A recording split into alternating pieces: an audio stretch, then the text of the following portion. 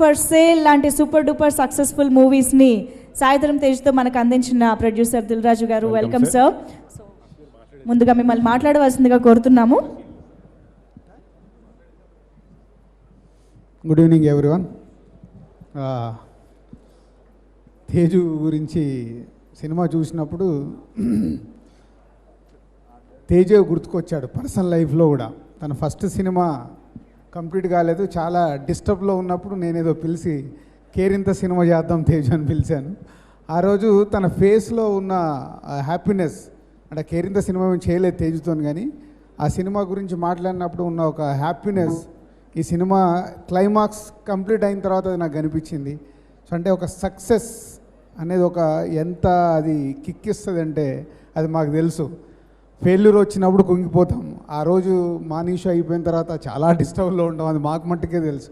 అదే సక్సెస్ వస్తే phone calls వస్తుంటే ఆ ఎనర్జీ మా సినిమా వాళ్ళకి మామూలుగా ఉండదు.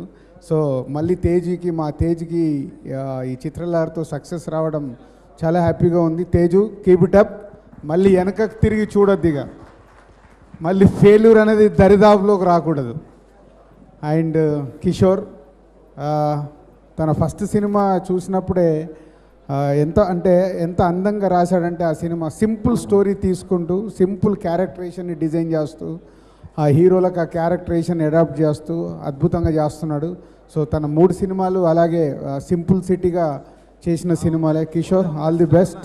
ఇంకా సరిపోలే, యాక్చువల్ నాకైతే నీ స్టామినాకు ఇంకా సరి అయిన సక్సెస్ రాలేదు. మొన్న పర్సనల్గా చెప్పాను, ఇప్పుడు స్టేజ్ మీద చెప్తున్నాను. నెక్స్ట్ నువ్వు కొట్టే బాల్ బౌండరీ బయటపడాలి. So keep it up. And Mythri మామూలు అదృష్టవంతులు కాలేదు. ఇండస్ట్రీకి రాగానే 3 బ్లాక్ బాస్టర్లు కొట్టడం అంటే అది ఎవరికి సాధ్యం కాదు.